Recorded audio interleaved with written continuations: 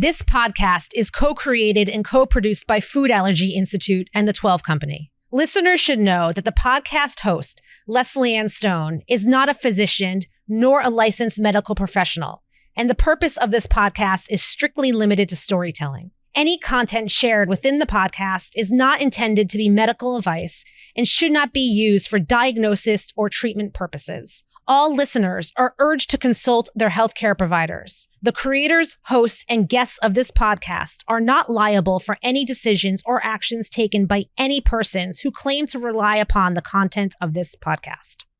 It's so helpful for parents to know that this picky eating situation is normal. It's part of a child trying to make decisions for themselves. It's part of their trying to become their own person, separate from you, becoming their own individual. And a lot of time that means when you say yes, they say no, and vice versa. Not only is the picky eating thing normal, it's also kind of developmentally appropriate to resist and to try to do their own thing. A lot of, the area where they can voice that more often than not is with food.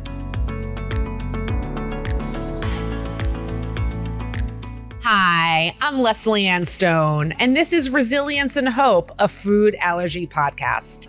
Thank you so much for joining us today. I have a very special guest with us. Her name is Lori Lichterman. Lori is a registered dietitian. She is my friend. She is my former neighbor. Our children just happened to go to preschool together. And Lori was instrumental to me and my family on our food allergy journey because Sam was a picky eater. And at the end of the Tolerance Induction Program at the Food Allergy Institute, when it was time to introduce new foods to Sam, we were met with a lot of resistance. And Lori so graciously stepped in to help me with food behaviors. So before I say anything else, I would love to introduce you to my friend, Lori Lichterman. Welcome, Lori. Thank you. So Lori, before we talk about Sam and how we work together, could you share with our listeners and our viewers, who is Lori Lichterman? Tell us about who you are in your professional life. Sure. For about 12 to 15 years, I was a clinical dietitian. And basically what that means is I worked in hospitals. And during that time, I started to specialize in two different areas. One of them was gastrointestinal issues. So things like IBD, Crohn's, colitis, SIBO, any of your GI issues. I started to specialize in that type of nutrition and also pediatric nutrition. So now I don't work in hospitals anymore, but I do private practice and I basically see those types of clients. And what exactly is a registered dietitian? Just so we're all clear exactly what a registered dietitian does. A registered dietitian helps with food, nutrition. There are special diets that are needed for medical reasons. So I help with that. And then there are also behaviors around food that we try to help with. And that's the majority of what we did together with Sam. So Lori, I remember we lived in the same neighborhood and I would see you walking around with the baby and our older children are the same age. And we coincidentally went to the same preschool, and Claudine Douglas is a previous guest on the podcast talking about food allergies in the preschool setting.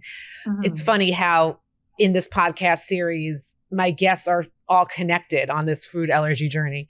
Casey, my younger son, if you remember, I remember a pivotal moment in my relationship with you when we really connected. And it was when Casey had his first febrile seizure. Yeah. And he was in the pediatric intensive care unit at the hospital where you worked. Yeah. And at the time, I knew you worked for this hospital, but I was so deep in what was happening with Casey's seizures and the episode and being in the pediatric care unit.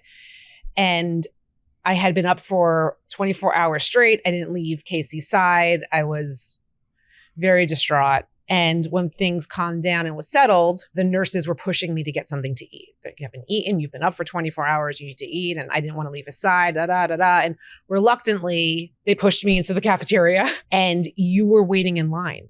Do you remember this in the basement of the cafeteria? Yeah. And I had this moment like, oh my gosh, it's Lori and you work here. And then you were like, oh my gosh, Sam, like you thought we were there because of Sam, because you knew Sam had the food allergies.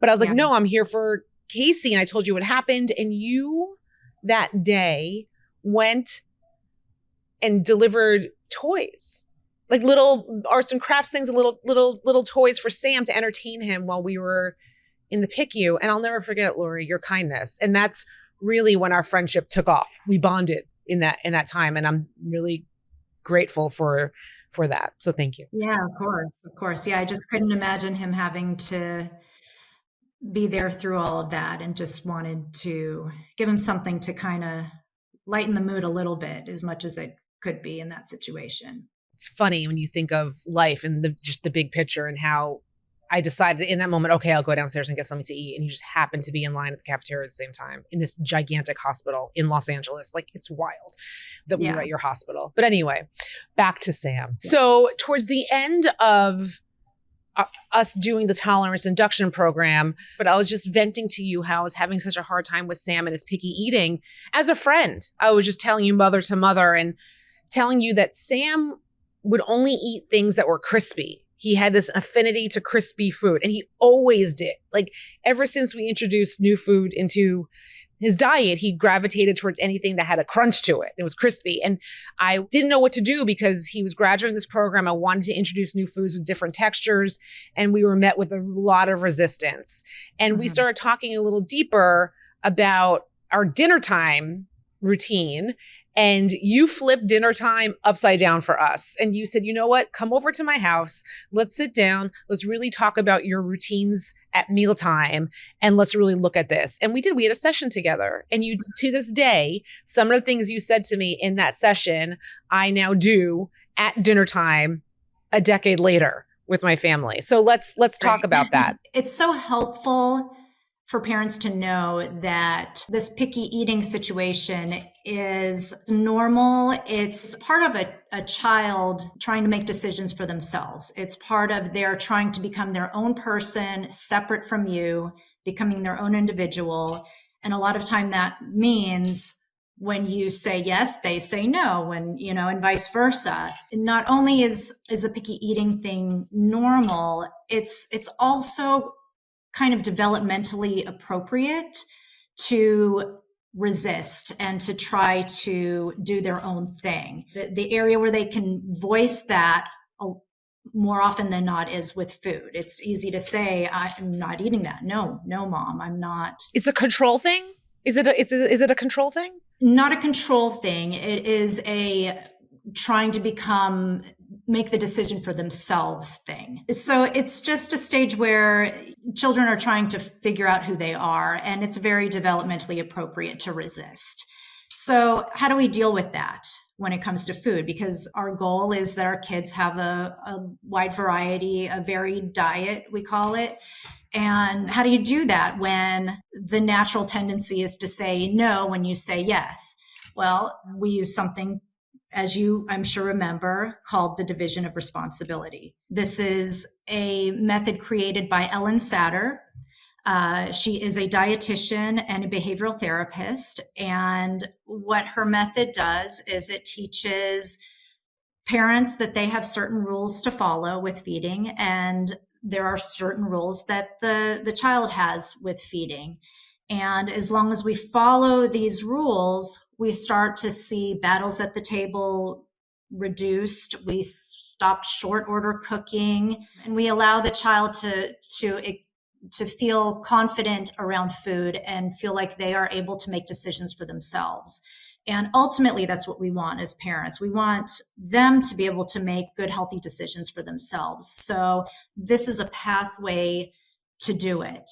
I don't know if you remember how we did that, but basically what we use is family style meal planning. What this does is it allows the kid to choose the food that they want to eat.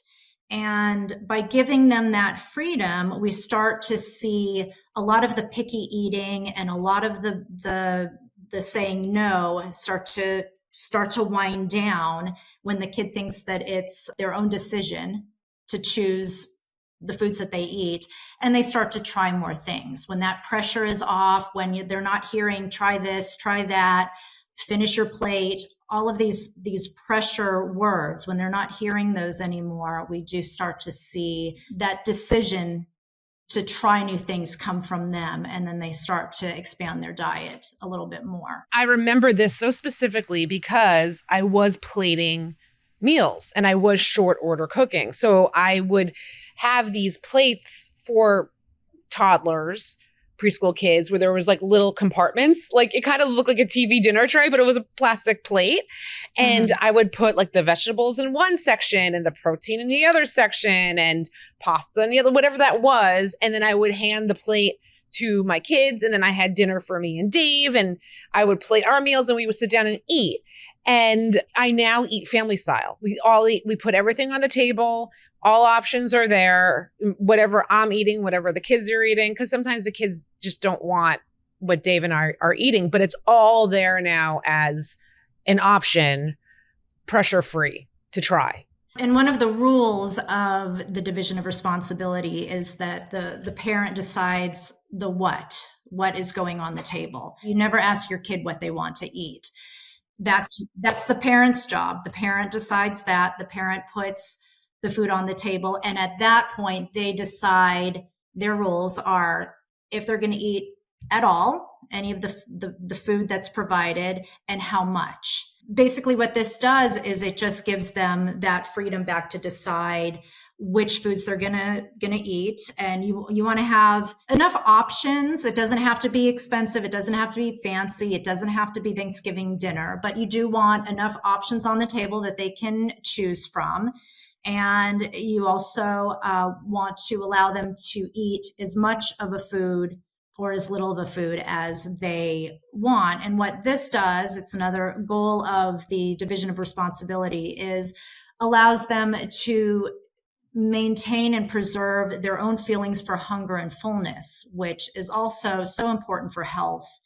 And something that we don't think about when we are out of the with the best intentions, wanting our kids to finish the broccoli, finish their meal, get some food in them, before school. That's all very important. But what it does when we say these things is it teaches them to look externally for how much to eat rather than internally. That's another important part of the division of responsibility, is it preserves this innate ability that we're born with. It's funny that you say it doesn't have to be Thanksgiving, because I remember when you first were telling me about Ellen Satter and the division of responsibility and having family style meals, I did think it was like everything has to be on china and like put out on platters and look nice. And you sent me a photo of your dinner time, but you had everything out there and you had some things in containers. Like you had a loaf of bread. It was still in the loaf of bread in the plastic. You had the jug of milk was there. Like it was just like everything was out, but it wasn't in a pitcher and on a platter. Like it was just accessible. It was all just there on the table.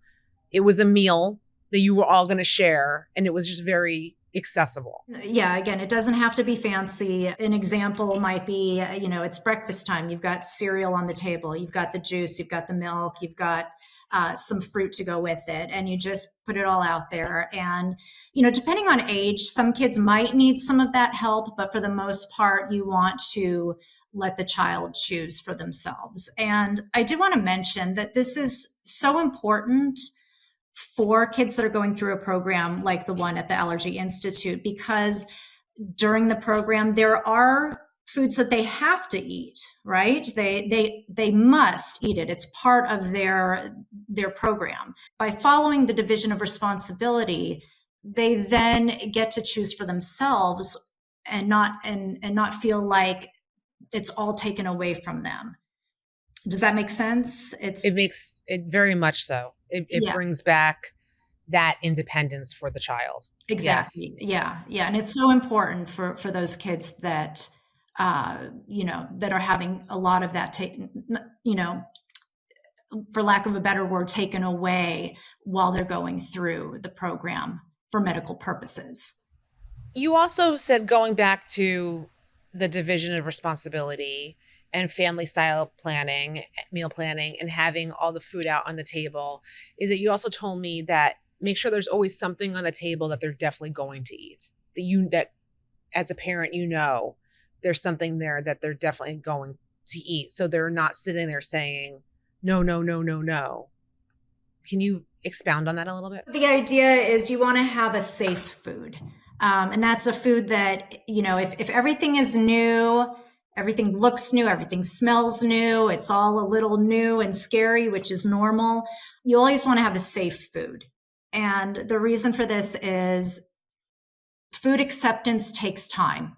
It takes exposures. It takes seeing it. It takes smelling it. It takes sometimes touching it, sometimes putting it in the mouth and taking it out.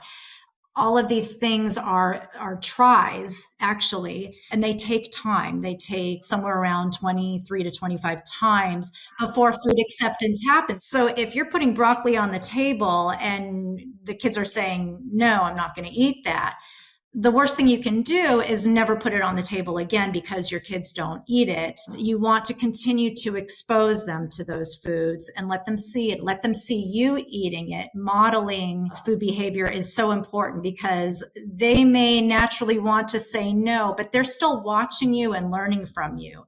And if they see, well, mom doesn't like it, mom doesn't eat it, then it makes that food even more scary. So modeling the behavior that you want to see and remembering that food acceptance takes time and it takes continuous, putting that food out there for them to be exposed to. I brought this up in previous episodes that Sam was very allergic to sesame seeds, specifically tahini, which is a key ingredient in hummus.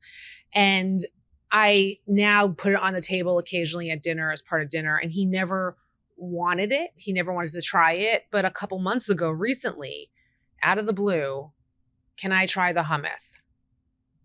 And I just played it very cool, and he now eats hummus a couple times a week. I've noticed now that he's 12, his palate has changed, and he still likes the crispy food, but he's eating all kinds of different foods now. Something has happened to him. Now that he's 12, he's changed. But what's interesting too, and I know we've discussed this, is it's not so much trying new foods at the dinner table that is an issue right now. At the dinner table, when it becomes dinner time, before dinner, he has fallen into this pattern during the week where he wants takeout. Mom, I want takeout. Mom, I want to get some kind of deli sandwich, or I want pizza, or can we please just go and get In-N-Out? Like, he's just addicted to takeout, which we obviously cannot do all the time. We do it on occasion here and there. But can you talk about that, how that boundary pushing, that wanting independence can change as you're approaching preteen and teenager? Because it feels like there's almost like a cycle to this with kids, that it can morph into different things.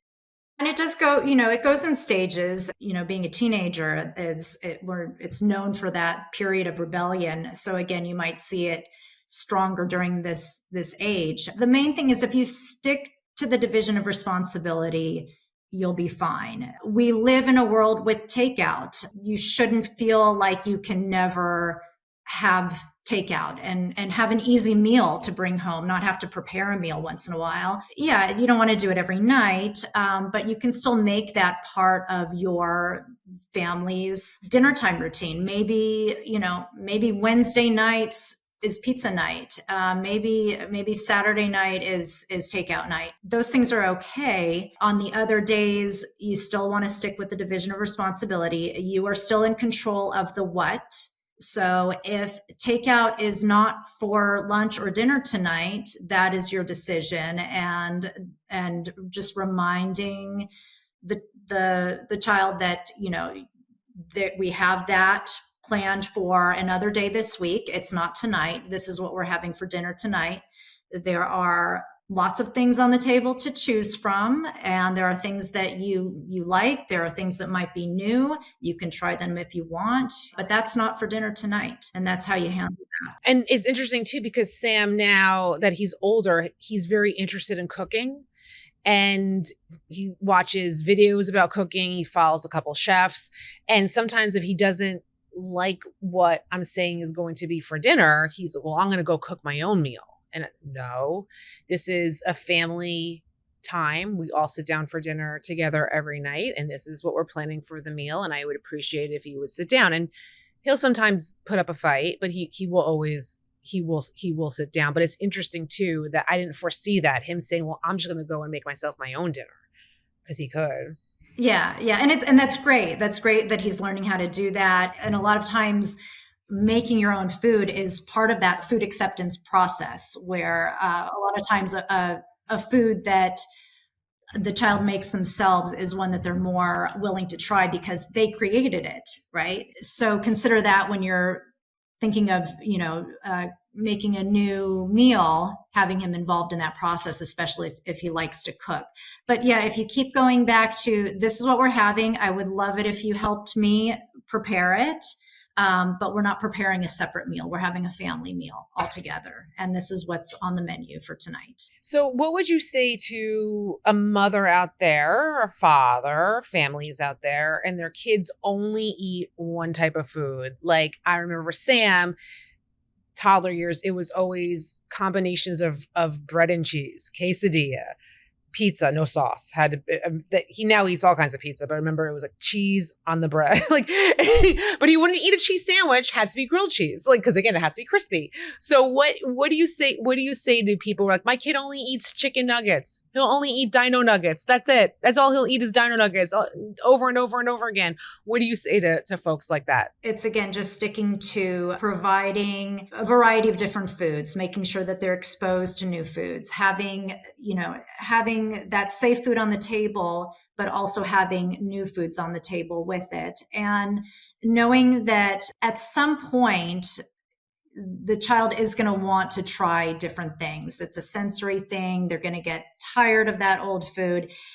As long as you're staying away from the pressure that we talked about earlier, not pushing them to do it, not pushing them to try, they will open up to trying new foods. As long as it's out there and they can make the decision for themselves, they will go for it. If they still feel like you're saying, try it, or giving a look, or even cheering them on when they do try it, that's also pressure, because they know what mom wants, right? Just exposing them to different foods, having one safe food, not just the food that they eat every meal. And then the other food is up to them to try. And eventually it gets there. It gets there if the pressure is off. Tell us more, Lori, about your practice, because you work more beyond just with young children. You work with adults as well. Tell us more about your business and your practice, and ways you could help people with nutrition, diet, food behaviors, habits, staying accountable. For the most part, I do family meal counseling. So we talk about, the division of responsibility more, like you and I did. We talk about what that actually looks like on the table, how to plan that out throughout the day. What I like to do is have people read the books before they start working with me, because it gives them that foundational knowledge before we start getting into that type of counseling. And the Ellen Satter Institute also does counseling as well. And then the other side of it is the GI clients that I work with, which is, again, IBS, IBD. So more of those medical-based nutrition issues for that population. And for that population, what do you specifically do? You help do meal planning for them, and what kind of just behaviors when you're leaving the house? What kind of work do you do for them? It's all of the above. It's the nutrition, it's the meal planning, it's supplements, testing, checking to see how much inflammation is going on, trying to figure out which foods might be triggering inflammation. And it's a different world from the family the family meal planning for children, but it's basically more specific to a particular disease that they're presenting with. So how can we get in touch with you? How do we find you and find your business? The best way to reach me right now is just to email me, Lori Lichterman, RD @gmail.com. Yeah, that's the best way to get in touch with me. And if you want more information about the Ellen Satter Institute, it is www.ellensatterinstitute.org. They are a tremendous resource. They do offer parent coaching. So I very strongly suggest that you look into them as well. Thank you so much for joining us today, Lori. And thank you, the listener, for joining us. We have social media. Please follow us at Resilience and Hope Podcast. If you have any questions or comments, we have an email. Write to us. Tell us what you think of the show. If you have any ideas for a future episode, we would love to hear from you. Resilience and Hope Podcast @gmail.com. And if you can, wherever you listen to your podcasts, Apple, Spotify, please give us 5 stars. By giving us 5 stars, you help other listeners out there in the podcast world find us. Other food allergy parents, grandparents, loved ones, friends, they can find us. So please give us 5 stars. Leave us a review. We would really, really, really appreciate it. And until next time, I'm Lesley-Anne Stone. Resilience and Hope Podcast, made possible thanks to the support of Food Allergy Institute.